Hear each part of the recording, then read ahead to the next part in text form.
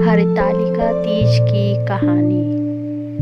एक बार माता पार्वती ने भगवान शंकर से पूछा कि महादेव जी, आप मुझे किस प्रकार मिले?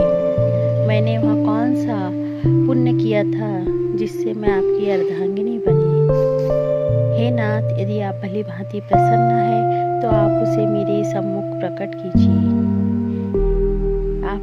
हे जगन्नाथ, आप यदि मध्य और अंतरहित है, आपकी माया का कोई पार नहीं है। मैंने आपको किस भांति प्राप्त किया है? कौन से व्रत, तप या ज्ञान के पुष्ट फल से आप मुझको वर रूप में मिले? श्री महादेव जी बोले, हे देवी, यह सुनिए, मैं आपके सम्मुख व्रत कहता हूँ जो परम गुप्त है। जैसे तारांगण में चंद्रमा, ग्रहों से सूर्य, वर्णों में ब्राह्मण, देवताओं में गंगा, पुराणों में महाभारत, वेदों में साम और इंद्रियों में मन श्रेष्ठ है, वैसे ही पुराण और वेद सब में इसका वर्णन आया है, जिसके प्रभाव से तुमको मेरा आधा आसन प्राप्त हुआ। भाद्रपद मास के शुक्ल पक्ष की हस्त नक्षत्र संयुक्त तृतीया के दिन इस व्रत का अनुष्ठान मात्र करने से सब पापों का नाश हो जाता है। तुमने पहले हिमालय पर्वत पर इस महान व्रत को किया था जो मैं तुम्हें सुनाता हूँ। पार्वती जी बोली, हे प्रभु, मैंने इस व्रत किस लिए किया था, यह मुझे सुनने की इच्छा है, तो कृपा करके कहिए। शंकर जी बोले, आवारेश हिमालय नामक एक महान पर्वत है, जहाँ अनेक प्रकार की भूमि अनेक प्रकार के वृक्षों से सुशोभित है, जो सदैव बर्फ से ढके हुए और गंगा की कलकल ध्वनि से शब्दयमान रहता है। तुमने बाल्यकाल में उसी स्थान पर परम तप किया था और 12 वर्ष तप के महीने में जल में रहकर, वैशाख मास में अग्नि में प्रवेश करके तप किया, श्रावण के महीने में खुले निवास कर अन्न त्याग कर तप करती रही। तुम्हारे उस कष्ट को देखकर तुम्हारे पिता को बड़ी चिंता हुई। नवे चिंतातुर होकर सोचने लगी कि मैं इस कन्या की किससे शादी करूं। इस अवसर पर देवलोक से ब्रह्मा जी के पुत्र नारद जी वहाँ आए। देवर्षि नारद ने तुम्हें शैलपुत्री को देखा। तुम्हारे पिता हिमालय ने देवर्षि को अर्घ्य और आसन देकर सम्मान सहित बैठाया और कहा, हे मुनीश्वर, आपने यहाँ तक आने का कष्ट कैसे किया?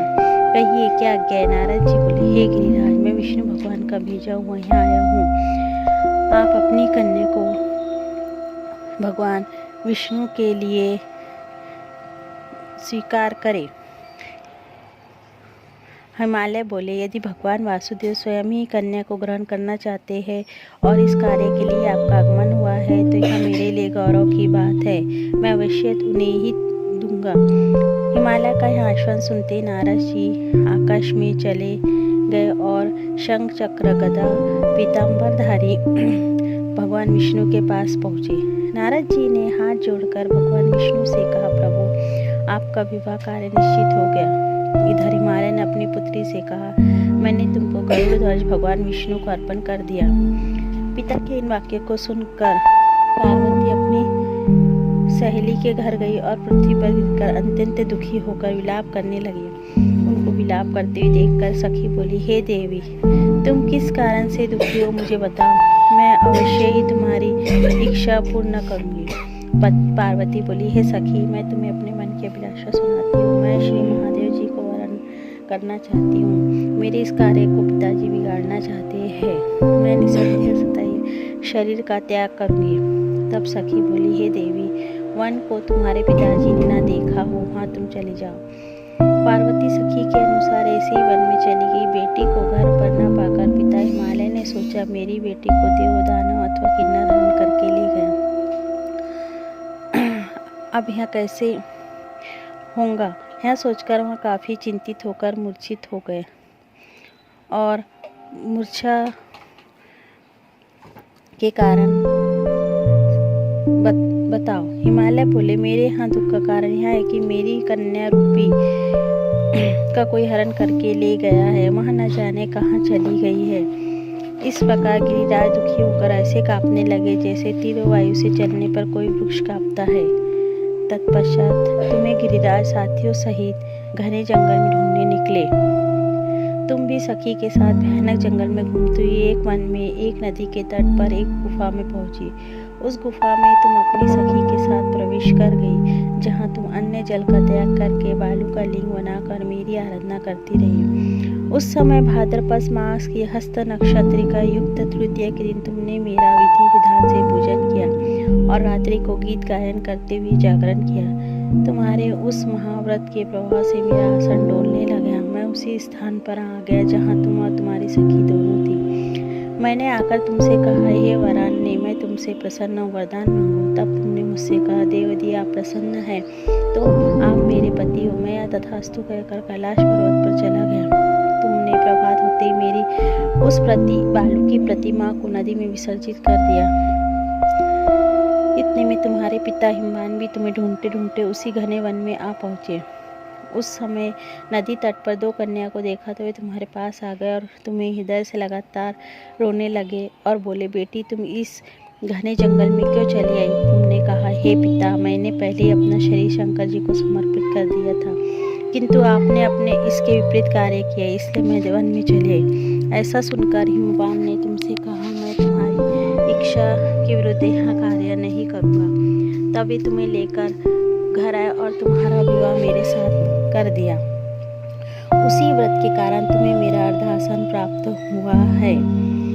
तुम सखी के कारण हरी गई थी, इसलिए इस व्रत का नाम हरतालिका पड़ा। पार्वती जी बोली, हे स्वामी, आपने इस व्रत राज बता दिया, लेकिन मुझे इसकी विधि एवं फल भी बताइए। इसके करने से किस फल की प्राप्ति थी? तब भगवान शंकर जी बोले, इस स्त्री जाति की अत्युत्तम व्रत की विधि सुनिए। सौभाग्य की इच्छा रखने वाली स्त्री इस व्रत को बुद्धिपूर्वक करे। केले के खंभे में मंडप बनाकर उसे वंदनवारों से सजाए। उसके विविध रंगों के उत्तम रेशमी वस्त्र की चांदनी ऊपर तान दे। चंदन आदि सुगंधित द्रव्यों के लेपन करके स्त्री एकत्रित हो। शंख, भेरी, मृदंग आदि बजावे। गौरी शंकर की बालू निर्मित प्रतिमा का स्थापना करें। इसके बाद भगवान शिव और पार्वती जी का विधि पूर्वक पूजन करें। अनेक नैवेद्यों से भोग लगाए। रात्रि को जागरण करें और फूलों, धूप, दीप आदि से पूजन करके, हे कल्याण स्वरूप शिव, हे मंगल रूप शिव, हे मंगल रूप महेश्वरी, हे शिव, सब कामनाओं को देने वाले देव, तुम्हें नमस्कार है। कल्याण स्वरूप माता पार्वती, हम तुम्हें नमस्कार करते हैं। भगवान शंकर को भी नमस्कार करते हैं। हे सिंह वाहिनी से मैं सांसारिक भय से व्याकुल हूँ, तुम मेरी रक्षा करो। हे महेश्वरी, मैंने इसी अभिलाषा से आपका पूजन किया है। हे माता पार्वती, आप मुझसे प्रसन्न होकर सुख और सौभाग्य प्रदान करें। इस प्रकार शब्दों द्वारा उमा सहित शंकर जी को पूजन करें। विधि के साथ कथा सुनकर ब्राह्मण को दक्षिणा भेंट करें। इस प्रकार से व्रत करने वाले के सभी कष्ट नष्ट हो जाते हैं। बोलो माता पार्वती भगवान शंकर की जय। हर हर महादेव।